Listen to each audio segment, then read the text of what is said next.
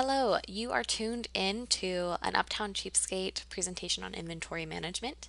You notice that it's titled Too Much or Not Enough. So this is a recap of a presentation given at Annual Meeting 2019, and it's going to go over whether or not you have enough product, too little product, or if you have weak processes.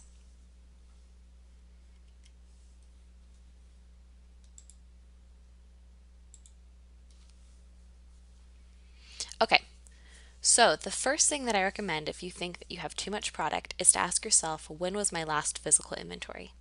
Basecamp requires a physical inventory prior to the installation of baseline and then every 2 years. And think of that as a maximum amount of time. Yes, physical inventories are expensive, but they benefit you in three major ways. First, your taxes will be more accurate. Second, your physical inventory helps you identify shrinkage issues. And third, it helps you have more accurate information on your reports, which leads to more informed decision making. So if you're up to date on doing physical inventory, that gives you peace of mind to trust your reports.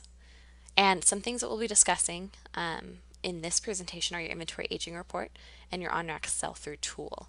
We're not going to cover the sales on hand because there was another presentation that did go over that about reports, and I recommend that you watch that if you're interested in that specifically. Okay, so first let's look at an example of what physical inventory does to your reports and how much shrink you should be expecting. So this anonymous store did not conduct an inventory for 2.5 years. When they finally did, you'll notice that they went down almost $60,000 in on-hand inventory. So that averaged out to about 22,655 shrink dollars per year in product. So if you wait years in between your inventories, you're going to see very large shrinks like this. Big box retailers do it every year because it helps keep things accurate. For you guys though, if you look at this as a percentage of sales, you'll notice that this store, if you do the math, had about a 2.4% rate of shrink. That is too high. In an ideal world, we wouldn't have any shrink, but in a realistic world, you're going to see about 1 to 1.5 percentage points of shrink. In a healthier situation, I should say. So how does that affect your inventory aging report? Now this report becomes more accurate the more often that you do a physical inventory because over time it becomes less accurate, and I'll show you why. Here's another anonymous example from a different store, and I want to show you their February 2018 numbers because they did their inventory at the beginning of March, so there'll be about a month in between the 2 months that we look at. So you'll notice where that red circle is that they had 21% of their product showing up as being over a year old. Again, in an ideal world, you're getting through all of your inventory every year, and so we don't want to see that much product. A month later, after physical inventory, that went down to 8%. So as an inventory manager, I would be looking at this and be worried because I would think, oh my gosh, I have way too much product, but then I'd look at that 8% and feel a little bit better. However, let's look at how many bins that is. So if you take about the average of about 50 items per bin at Uptown, we're looking at about 61 bins post-inventory over a year old.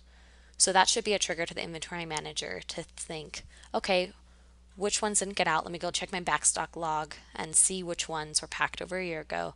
Why haven't they gotten out to the floor? Is it a category I'm overstocked in? As compared to before the inventory where we would look at that and think, oh my gosh, I have 207 bins. So we will come back to the topic of reports a little later in the presentation, but let's take a little while to discuss what your inventory management process should look like. So if your store has poor inventory management processes, it definitely can make you feel like you have almost heartburn, or maybe it's literal heartburn. You know, stress does cause visceral reactions. But if you hold with that analogy, then you may think that this heartburn is because you have too much inventory. When in the majority of cases, I would say it can be argued that the leading cause is actually poor inventory management. So these next two slides are things that can contribute to the causes of a poor inventory process and leave you feeling sick.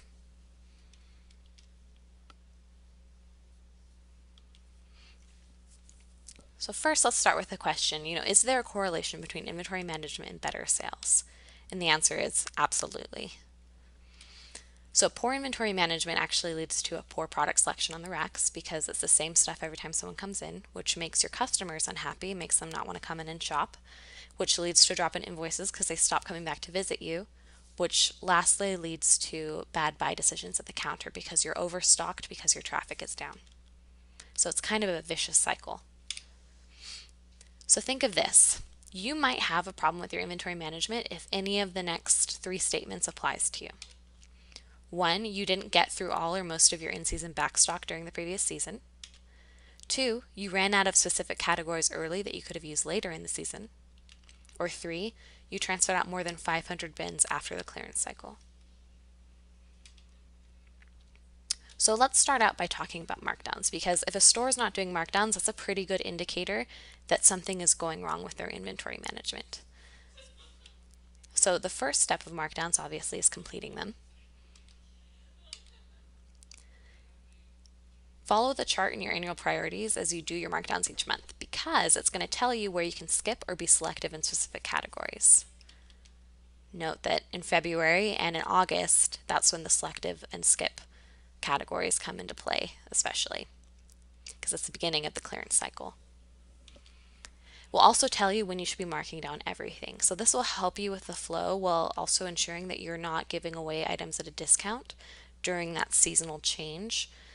So obviously the things that were stickering in February go on sale in March, those blue stickers, and some of those categories might not have really picked up in their sales yet, but in March you want to get those all stickered so that they can go on sale in April to keep the flow going. The second step of markdowns is communicating them, and that should be done in 3 ways: verbally, visually, and digitally. Verbal communication obviously is very simple. You just have to script it. So that can be as simple as, "Hi, welcome to Uptown. Keep an eye out for blue stickers on tags because those items are 25% off today. And just so you know, our green stickers are our new arrivals in the store." Visually, put up all the signage that you can and make it really obvious. Think your outriggers, your end caps, your dressing room snap frames. I heard another store say that they put it at the buy counter. That's an amazing idea because that's a great tool that your gatekeeper can use to convince them to stay in store and shop and help with your on-account conversion. The third step is to digitally communicate it. So if you don't have a promotion going on in a month, your markdowns are your promotion, which is awesome because it's something that needs to be done anyways, but it's a great marketing tool. So you can send out a text message. You can put out that you've done your fresh round of markdowns on your stories. And at the time I made the presentation, I didn't have story examples, but the story, especially on Instagram for Uptown, is a great place to be marketing your markdowns.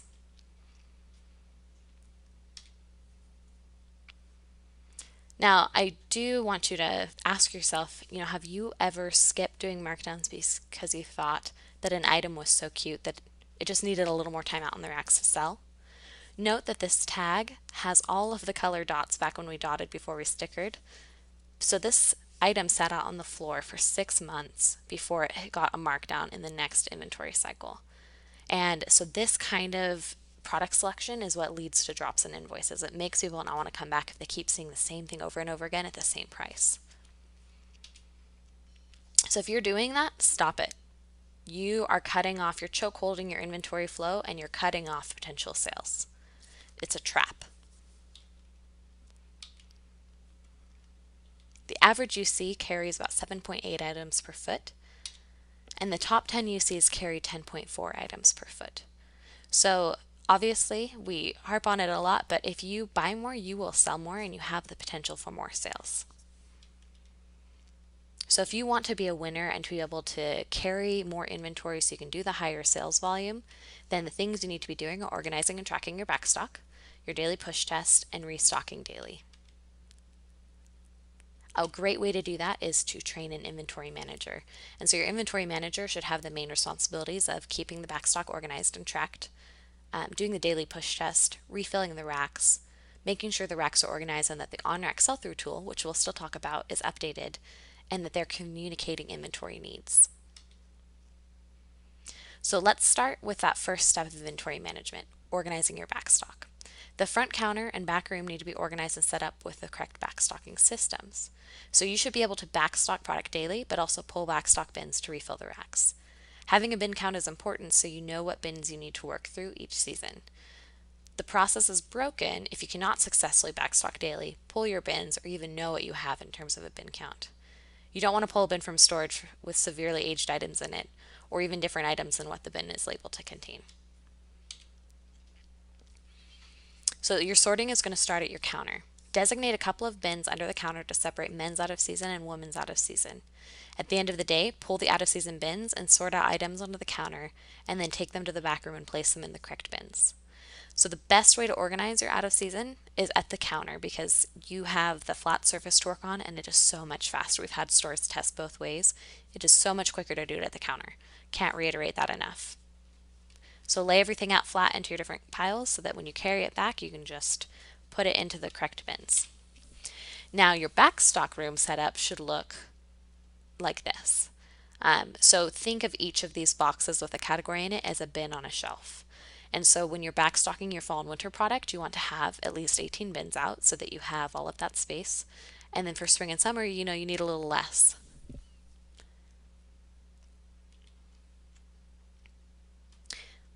Look at this story. This is what happens.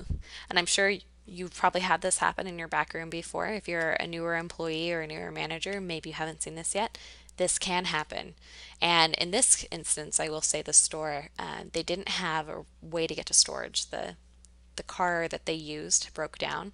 And so the owner had to step in and help them move everything with their truck and also just help clean this up. So this mess actually extended off to the side as well, and it took 6 hours. So think of the time that they could have saved if that process hadn't broken at the point of transportation. The other thing you need to be doing is using a backstock log. So once a bin in that bin setup that we had shown before on that chart gets full, you put a lid on it, you date it, and you put it into your backstock, and then you put an empty bin in its place to be filled up with fresh backstock. So use your backstock log to track your bins and where they're located. Accuracy is super important because you don't want to find out you missed a whole section of in-season bins right before the season ends or right when it has ended. I actually have spoken to stores that have found those, and it's always a bummer because that's aging product, and it's like, do you put it out now and do you sticker it all, or do you save it for the next year? You don't want that situation to happen. Use your annual priorities too, because it has in there the capability for you to do backstock bin checks each month, twice a month. And so at the end of the monthly pages, you'll find this chart and you'll be able to say how much spring and summer, fall and winter that you have. And it will help you track to see whether or not you're decreasing the amount of in-season inventory over the season and building what you need for the out of season for the next season.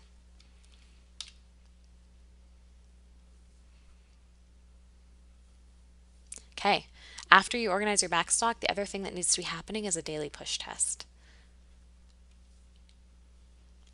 This is an example from a store where you'll notice that they did, let's see, May, June, July, August. They did 4 months worth of push tests on one sheet. And look at how much space that they had. And I will tell you, and you might fall into this, where you say, well, I don't have the product in backstock, so what is the point? And this store, I can tell you, was backstocking on their racks. And I'll argue, though, that if you do your push tests regularly and you're frequently updating your most wanted items, you're going to push that. If you are aware of what you have and what your sales opportunities are, you are going to push, push, push to get that product in the door. You're going to script to everyone.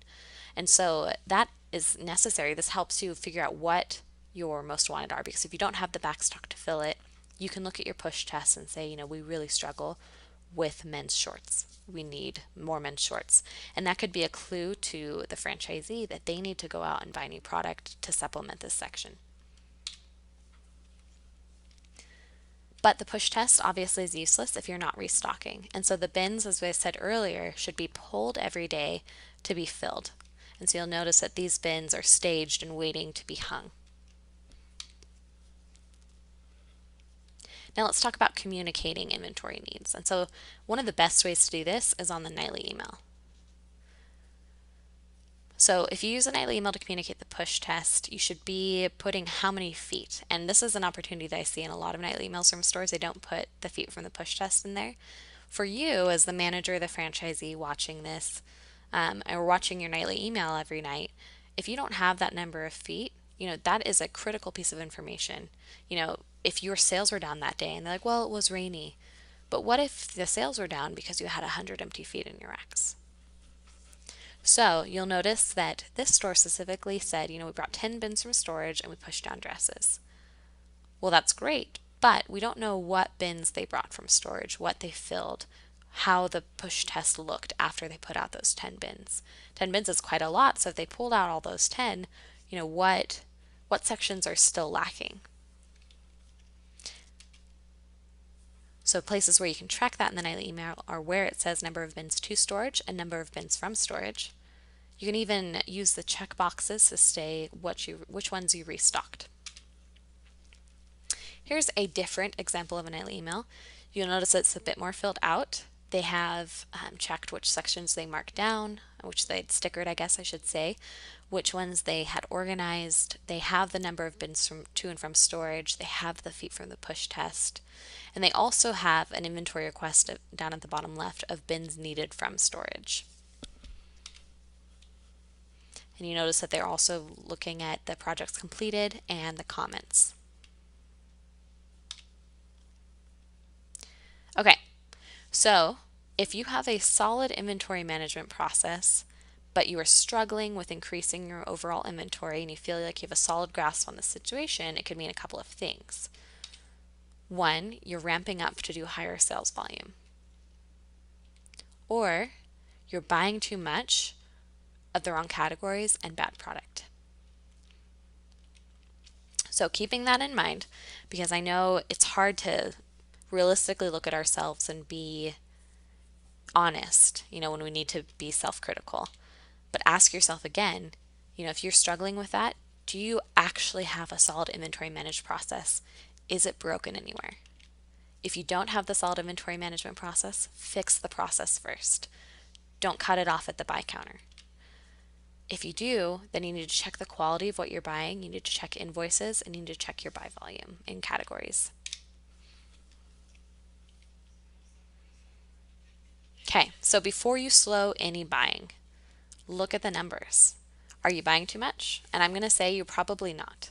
Again, in the majority of cases, people either are buying bad stuff or they just aren't getting through all their inventory because the process is broken somewhere. So this is the Buys Ranking Report for last calendar year for all the uptowns, and you'll notice that the average uptown was doing about 26 buys per day, and the top 10 were doing about 37.7, so almost 38.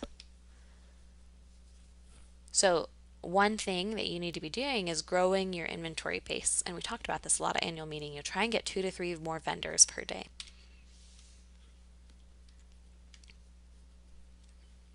So in a situation when you actually have excess inventory, what do? Do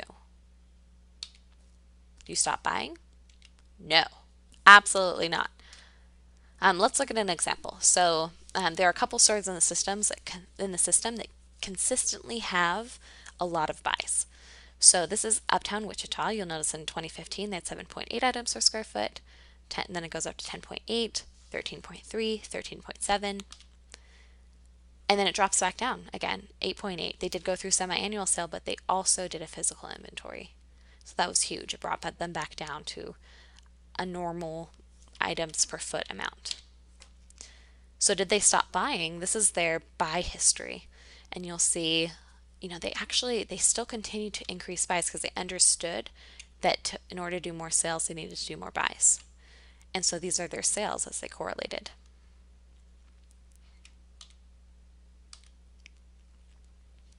Okay.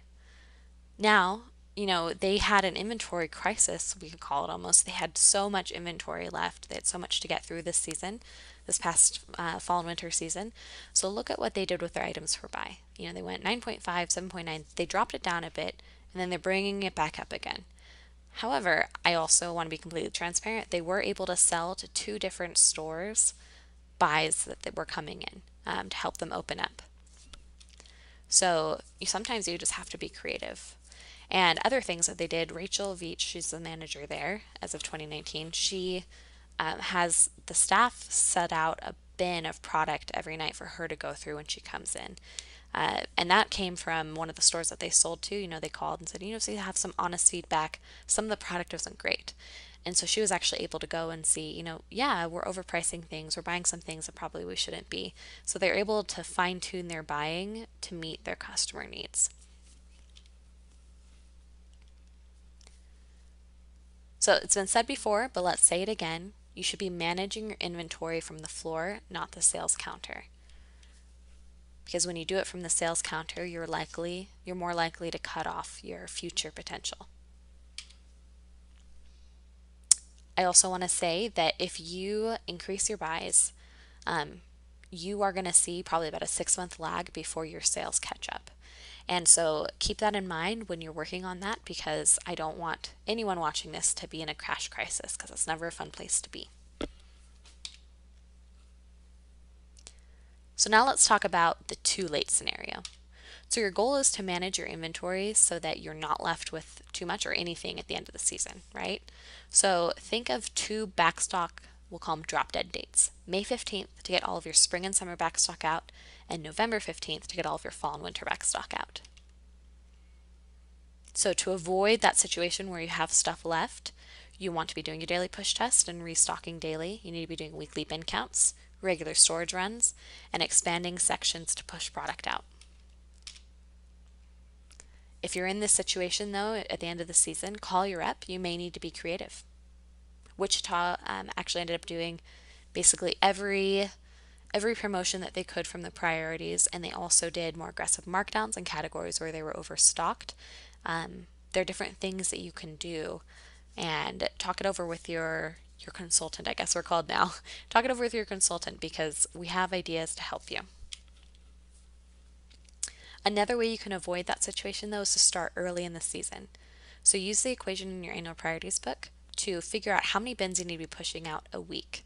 So at the beginning of the season you have 140 backstock bins and you have 12 weeks before the drop dead date of May 15th or November 15th.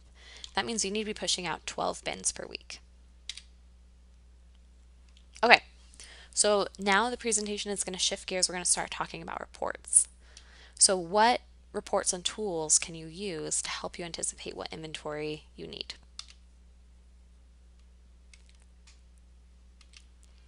So we've talked about the push test and the backstock logs. I will say, when you haven't done a physical inventory, those two are your most critical, because it tells you what you have, because your on-hand numbers will no longer be accurate.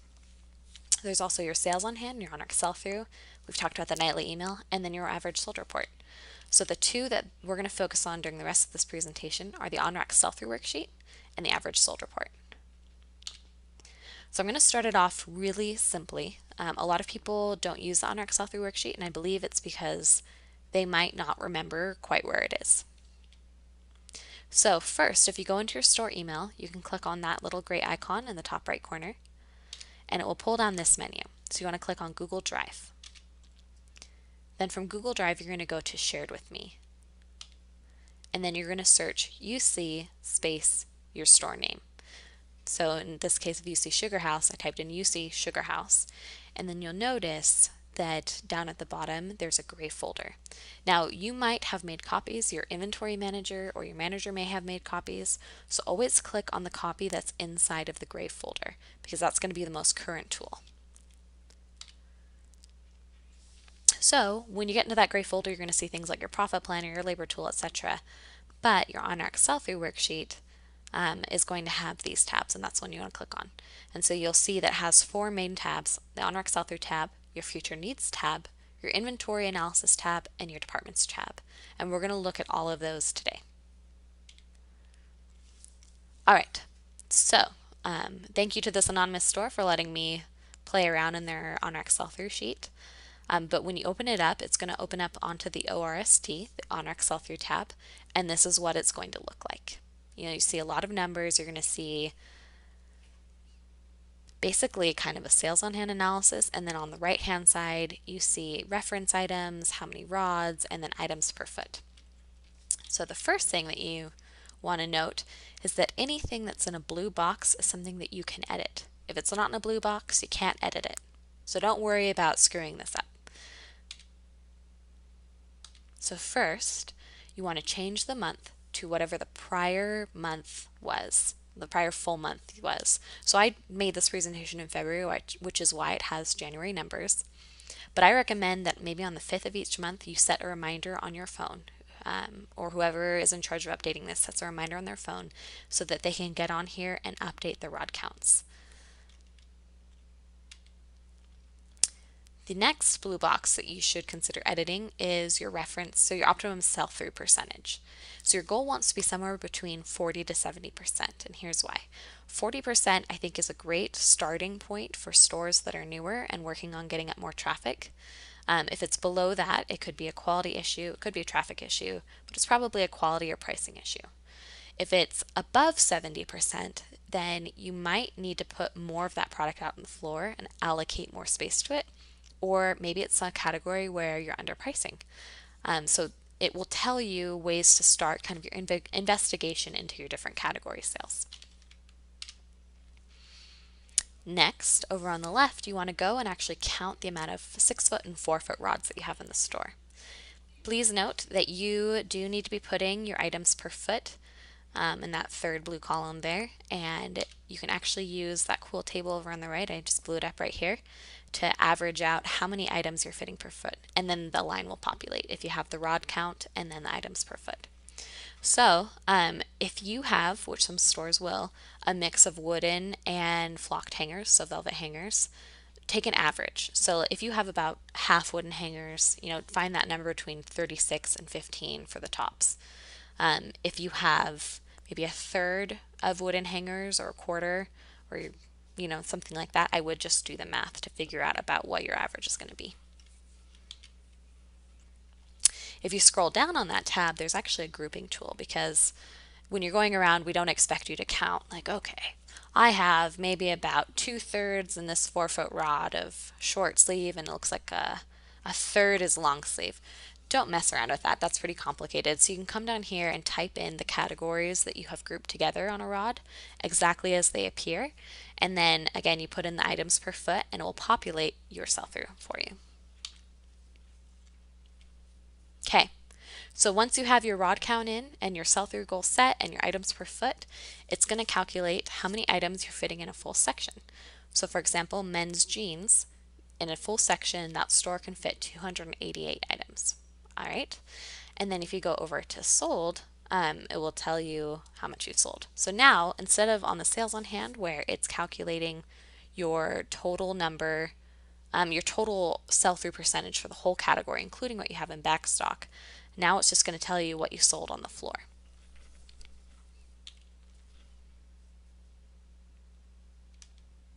And then the last column there is the other one I would look at. It's saying, in men's jeans and men's pants, where you're below your 60% sell-through rate on this tab, that if they had met a 60% sell-through, that they would have made, $1,100 more in the men's pant or in the men's jeans category in sales, and $538 more in men's pants. Now, I do want to note before we move on that this tool is assuming that 1, you have a full section, and 2, that you have backstock. So if it's a category where you don't have backstock, don't worry about putting it on here. You can just fill out the lines that are pertinent to your backstock situation. Okay, after you put in your rods, though, you are going to get this error thrown up at the top where it says the rod totals do not match inputs. Please review the input rod numbers. That's okay, that's normal. It's just referring to this little table over on the side, where it's assuming that in a perfect world you'd be figuring out exactly how all of the nooks and crannies of your store are allocated in terms of rods. I wouldn't worry about that. If you don't like that rod error being there, I would just change the total rods count to match whatever the input rod total is, and then the error will go away. Okay, so let's look at some of these sell-throughs. We were looking at men's pants and jeans. However, I want you to look a little to the left where it says number on hand, and you'll notice that the number on hand and the number of items in a full section don't match up. So your number on hand for this to work needs to exceed your number of items in a full section. Because what we can tell here is that this section is not full. So these sell-throughs aren't accurate because it wasn't selling because it wasn't there. If you scroll down to dress though, our number on hand is 3,300. We can fit 1,100 almost out in a full section. So that sell-through will be accurate. Now, I do like to use this tool as a trigger for me to go out with my hanger evaluation worksheet and to analyze sections in person. And that's a great thing to do with your buyers because it forces them to look at all the items and analyze, why it isn't performing as well. And so, if you only have time, especially you as an owner, if you only have time to go out and do a couple of sections, I try and pick my best section and my worst section. So like the dresses would be a great one. I have a lot of inventory on hand. My sell-through is only 35%. Why is that? And so this is what the hanger evaluation worksheet looks like when it's filled out. You'll notice that averages start to emerge. So you look at each item on the rod and you decide, what kind of quality is it? What category does it fall into? Where did we price it at? Is it on markdown? This was some annual months, so there were a lot of markdowns out there. And also, how old is it? So you'll write in the letters for age and start marking how old that product is. Okay, so revisiting the tabs, because that's the ORST tab. We're going to talk about future needs and inventory analysis in a second, but I really want to talk about how to make this really work for you in the future. And so one thing that I would absolutely do is make a copy each month. So to do that, you'll click that gray plus sign down at the bottom, and then it's going to generate a new sheet for you. So you can rename the sheet. And I like to save it as year and then month so that it comes up in order. Then I go back to my ORST tab and I click that gray box under the FX, under the function bar, and it highlights everything. So then if you right click it, you can say copy. You go to your new sheet, that I just renamed here for January 2019. And I'm going to right click that same gray box in the blank sheet and go to paste special, paste values only. Then I'm going to do it again in that new sheet. I'm going to go paste special, paste format only. And what that gives me is an identical copy to my ORST tab, but now I can edit things, I can reorder, I can make notes. I really like to take that blank column in between the reference boxes and the whole calculations boxes and expand it and make notes on different sections. Okay, that's how you make a copy. So let's move on to the Future Needs tab, which I'll be honest can be very intimidating, but again you'll notice that there's only 3 blue boxes on here that you can edit. So you want to change the month to the prior full month of data. You want to make sure that your ORST goal matches what's on your ORST tab. And then you need to set your on-hand multiplier goal. A great goal to start with is 2. That's basically meaning that you have a store on the floor and you have a store in backstock. So there's a lot of information that this pulls from, but really all of that information leads up to those 2 columns that I've circled at the end. Your months of inventory and then your number on hand versus your available space. So your months of inventory, just as an explanation, and just so you know, you can hover over any of those gray boxes with like a black triangle in the corner and it will give you an explanation of what it is and how it's calculated. But your months of inventory is saying, if you stop buying at this exact moment and you kept the same amount of space allocated to this product, then you would have 1.3 or 1.4, you would have X amount of months per sales left. Your on-hand versus available space is just referring to your on-hand multiplier goal up at the top. So it's comparing how it's doing compared to your goal.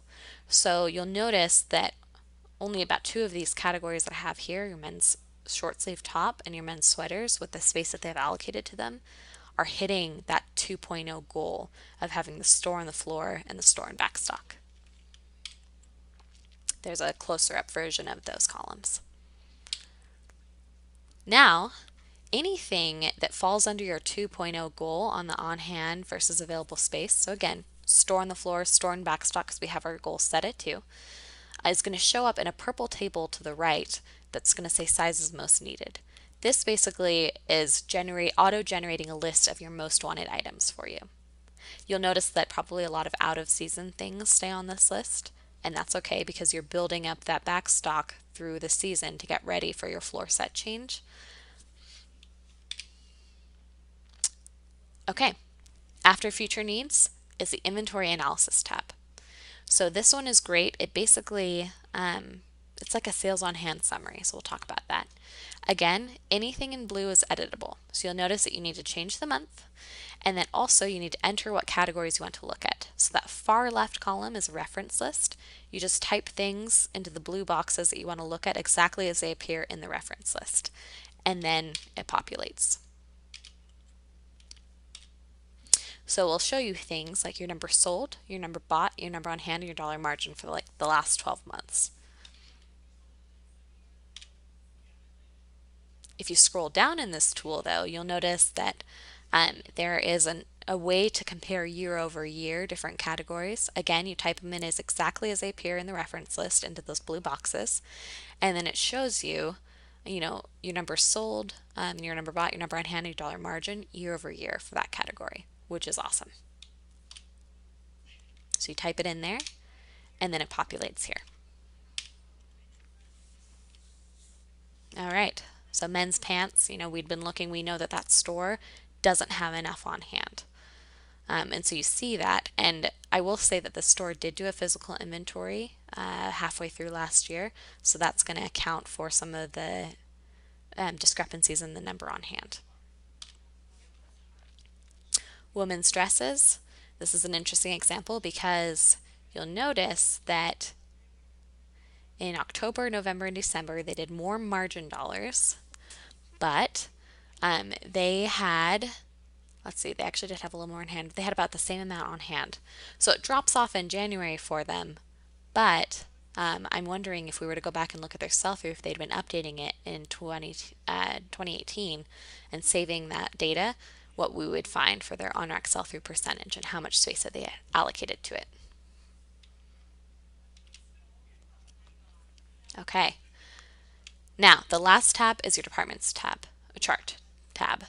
And so again, you edit it in blue, so you go up to the blue box at the top where it says MPG and you click the down arrow and it will give you all the different sales on hand categories and you can pick one. And it will show you, about for the last 12 months, your line of how much you have on hand, that yellowy orange line, how much you sold, that red line, and then your blue line for number bought.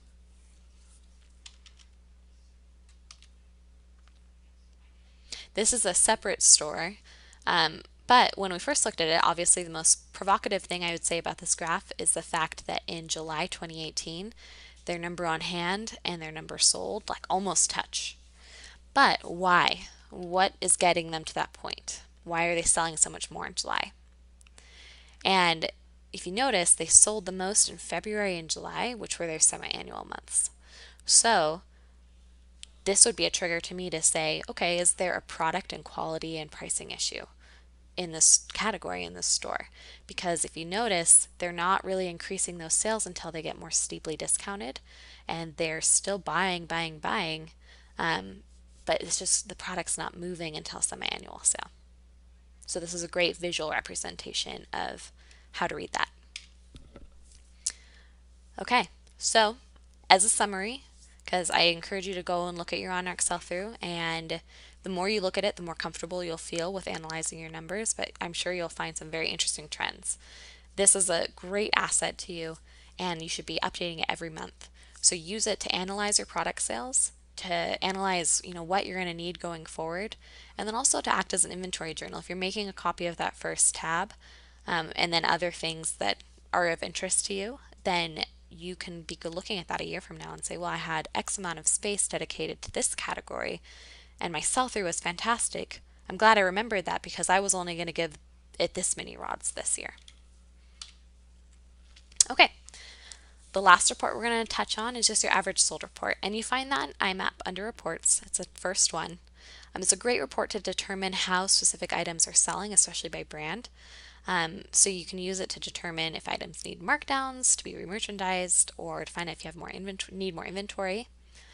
You might hear things like, oh, we shouldn't buy this because it doesn't sell, and you pull up your average sold and you find out, well, actually it does sell. So once you run it, you can pick which categories you want to look at. In keeping with this dress theme, I pulled that one.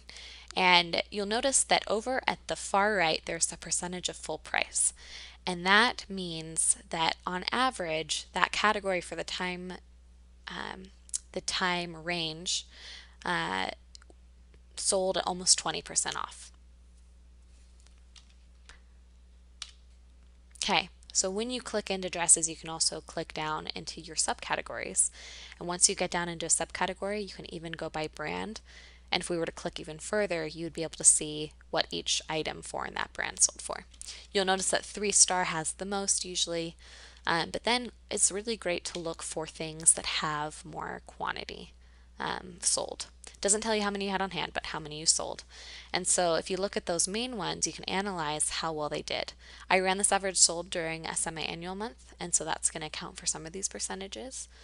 For example, Gap, they sold 7 dresses at an average of 35% off, so that means things were going out at semi-annual sale. During your non-semi-annual months, though, this report is really valuable because it will tell you, you know, is this brand underperforming? Is this category underperforming? Am I selling things only at once they hit 25% off? Okay. Thank you for listening. In conclusion, do you have too much inventory? Do you not have enough? Obviously, the number one thing is that you need to never stop buying. You need to figure out if there's a problem with your inventory management process. So control your inventory from the floor. Doesn't mean you can't buy smart, but again, sometimes people will try to be too smart and they cut off their potential for sales. So make sure you're buying great stuff, but that you're still buying. You want to buy. Um, then also use the tools and resources that you have available to you to help manage your inventory. So look at your sales on hand, your inventory aging report, your on-rack sell-through, your average sold, and do a physical inventory regularly. It's expensive, but so worth it. Now, this is not something that we covered in this presentation, but if you have great inventory management and you are in a cash crisis, then it's a marketing problem and you need to increase your invoices as the solution. Again, that's not what we covered in this, but ask yourself before you jump to this conclusion, do I have the inventory management process down? Thank you for listening.